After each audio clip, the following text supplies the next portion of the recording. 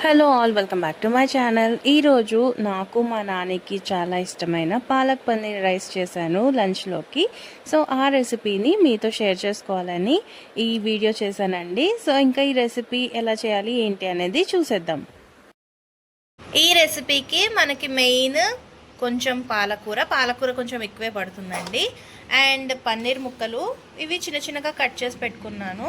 ఇందులో కొన్ని వెజిటేబుల్స్, మీకు ఇష్టమైన వెజిటేబుల్స్ అన్నీ యాడ్ చేసుకోవచ్చు. నేనైతే క్యాప్సికమ్, క్యారెట్, పచ్చిమిర్చి, అల్లం వెల్లుల్లి పేస్ట్ కంటే కూడా ఇలా ముక్కలు చేసేసుకుంటే బాగుంటుంది. అండ్ మా ఇంట్లో నానిని దృష్టిలో పెట్టుకొని పచ్చిమిరపకాయలు మాత్రం ఇట్లా సన్నగా పొడిగా కట్ చేసుకున్నాను అనమాట. ఇవి మెయిన్ మనకు కావాల్సిన ఇంగ్రీడియంట్స్. సో ఇంకా మనం ప్రాసెస్ స్టార్ట్ చేసేద్దాం. ఫస్ట్ అయితే ఒక ప్యాన్ హీట్ చేసుకొని అందులో కొంచెం ఆయిల్ వేసుకుంటున్నాను. ఫ్లేవర్ కోసం ఒక 2 స్పూన్స్ గీ కూడా అనమాట, బాగుంటుంది గీ యాడ్ చేసుకుంటే. ఇందులో 1 స్పూన్ ఆఫ్ జీలకర్ర. జీలకర్ర మనకి ఫ్లేవర్తో పాటు మంచి డైజెషన్ ఇస్తుంది. సో అందుకని జీలకర్ర ఒక్కటే వేస్తున్నాను, మిగతా తాలింపు సామాన్లు ఏమి వేయడం లేదనమాట. ఇవి మంచిగా ఫ్రై అయిపోయిన తర్వాత మిగతా ఇంగ్రీడియంట్స్ యాడ్ చేసుకుందాం. జీలకర్ర మంచిగా ఫ్రై అయిపోయింది కదా, ఇప్పుడు ఫస్ట్ ఇందులో అల్లం వెల్లుల్లి ముక్కలు అలాగే పచ్చిమిర్చి ముక్కలు కూడా వేసుకోవాలి.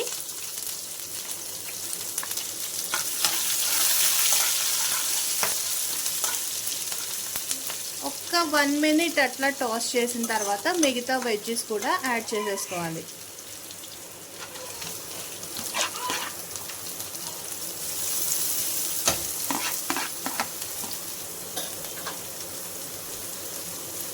ఇప్పుడే మనం పన్నీర్ కూడా వేసేసుకున్నాం అనుకోండి, వీటితో పాటు పన్నీర్ కూడా చక్కగా ఫ్రై అయిపోతుంది.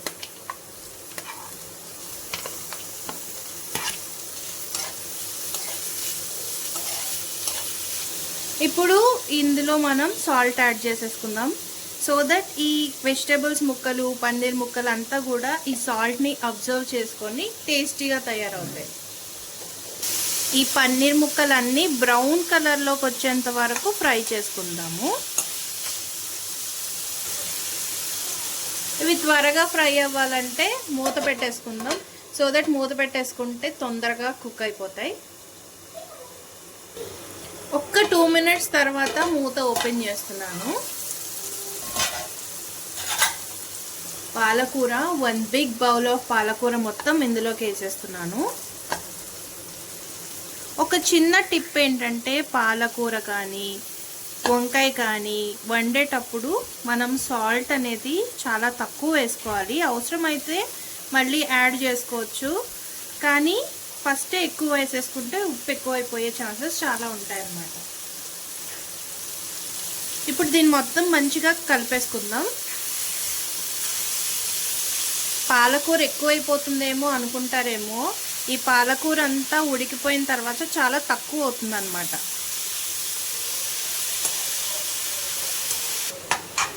ఇది హై ఫ్లేమ్లో ఉంచుకొని ఈ పాలకూరలో వచ్చే వాటర్ అంతా కూడా ఇంకిపోయేంత వరకు మూత పెట్టేసి ఉడకపెట్టుకుందాం. సో ఒక 10 మినిట్స్ తర్వాత చూడండి, పాలకూరలో ఉండే వాటర్ అంతా కూడా డ్రై అయిపోయింది.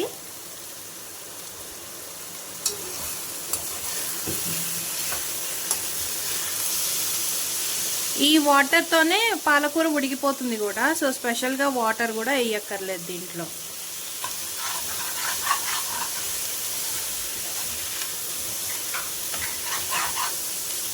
ఇప్పుడు ఫైనల్గా మనం ఇందులో కొంచెం చికెన్ మసాలా వేసుకుందాం. చికెన్ మసాలా కానీ గరం మసాలా కానీ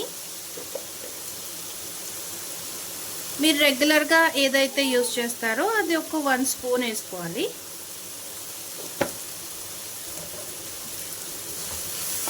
యాక్చువల్గా దీంట్లోకి మసాలాలు అవి ఏం అవసరం ఉండదు. పన్నీర్ అండ్ పాలకూర ఈ ఫ్లేవర్తోనే రైస్ అద్దరిపోతుంది అనమాట. దీన్ని ఇలా కర్రీలాగా తీసుకోవచ్చు, కాకపోతే నేను ఇందులోకి రైస్ కూడా మిక్స్ చేసేస్తున్నాను. ఆల్రెడీ ఉడకపెట్టేసి చల్లారి పెట్టుకున్న రైస్ ఇది. ఇందులో కొంచెం కొంచెంగా వేసుకుంటూ మిక్స్ చేసేసుకుందాం.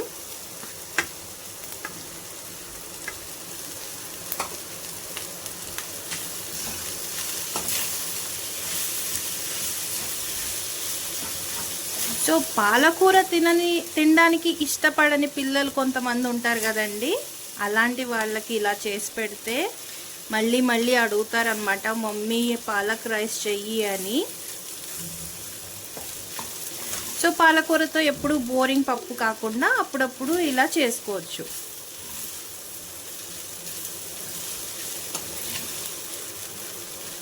ఇప్పుడు మిగిలిన రైస్ కూడా వేసేసి కలిపేద్దాం. మన పాలక్ పన్నీర్ రైస్ రెడీ అయిపోయింది. లంచ్ బాక్స్ రెసిపీస్లో కూడా చాలా బాగుంటుంది అనమాట. యాక్చువల్గా బాస్మతి రైస్తో చేస్తే ఇంకా బాగుంటుంది, కాకపోతే మా నాని బాస్మతి రైస్ తినడానికి అంతగా ఇష్టపడ్డు కాబట్టి ఇలా నార్మల్ రైస్తో చేశాను. చాలా బాగుంటుందో ఒకసారి మీరు కూడా ట్రై చేసి ఎలా ఉందో కామెంట్ సెక్షన్లో కామెంట్ పెట్టండి. Thank you for watching. Bye bye.